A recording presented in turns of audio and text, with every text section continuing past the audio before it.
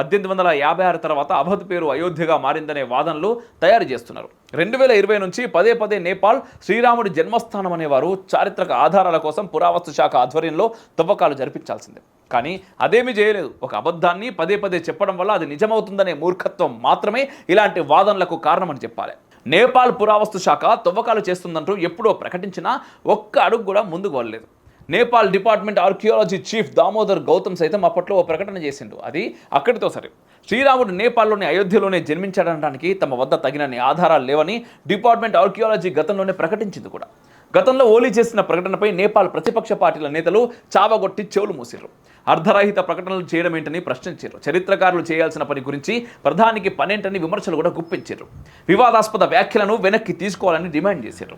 రామజన్మభూమి వివాదం చరిత్రకు పురావస్తు శాఖకు సంబంధించింది కాదని, ఇది నేపాల్ విదేశాంగ విధానంలో విదేశీ శక్తుల జోక్యానికి సంబంధించిందనే ఆరోపణలు వెలువెత్తాయి.